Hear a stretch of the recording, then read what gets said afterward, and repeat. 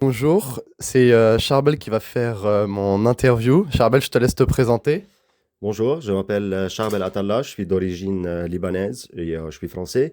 Ça fait 4 ans que je suis en France et, euh, et voilà.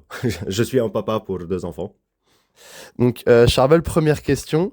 Quelles étaient tes attentes en venant en France? Bah, les attentes, c'était un peu un saut dans l'inconnu. Je suis venu avec ma famille, ma femme, mes 2 enfants. On vient là, réinstaller, recommencer de zéro notre vie.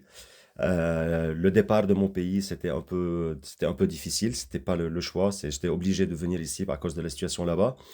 Euh, et c'était la salvation pour moi de venir ici.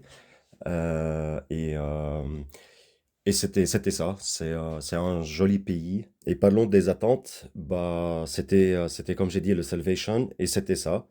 On a réussi à réintégrer la société, revivre ici, retravailler. Les enfants sont à l'école, nous on travaille, on a regagné notre vie sociale, on est proche de tout. Donc, c'est ce qu'on cherchait. Et c'était plus simple des attentes. Je croyais que ça va être dur. Je suis venu, j'avais 36 ans et je me suis intégré plus simplement que prévu. Et du coup, Charbel, deuxième question. Qu'est-ce que tu as pu réaliser et que tu es content d'avoir fait et quels ont été tes échecs, les choses que tu aurais voulu faire mais qui malheureusement n'ont pas pu être faites ou fait comme tu voulais? Ouais, bah, la réalisation, ça revient un peu à l'intégration dont j'ai discuté un peu avant. Là, je vais élaborer un peu. On est un pays francophone. J'ai une aisance avec les langues. Je parle le français déjà. Et on est connu pour le Hi Kifak Sava, le Hi en anglais, le Kifak en libanais, le Sava en français. Donc, c'était facile pour moi pour l'intégration. Et au niveau travail aussi, c'était une très grande réussite. On s'est retrouvés, ma femme et moi, avec des gros postes et on les a déjà.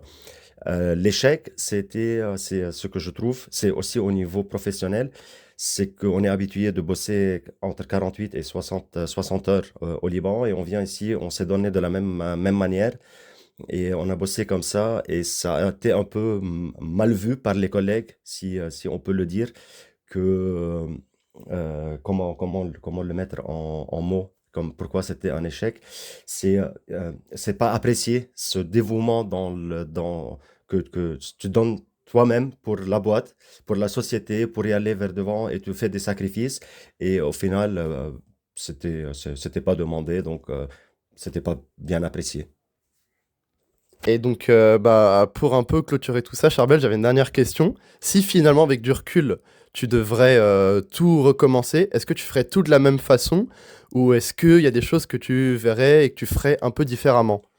Euh, à 90%, je refais tout pareil parce que en gros, à 90%, c'était une réussite, la vie en France et l'intégration et comment on s'est installé ici. Ce que je change, c'est faire attention à ne pas trop donner parce que nous, ça vient à la culture du pays d'où je viens.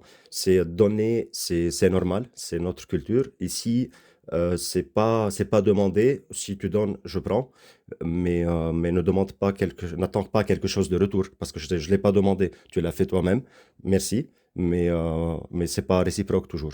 Donc ça, je fais attention à comment et être dévoué et donné, mais j'ai pas de regrets par contre. J'ai passé les 4 ans, j'ai pas de regrets, pas un seul. J'ai bien appris et je remercie la France et les Français pour cet accueil et pour cette intégration que je me sens, c'est vraiment mon deuxième pays. D'accord. Et bah, merci beaucoup, Charbel, d'avoir Ouais. répondu à mes questions. Merci de venir me demander, venir vers moi.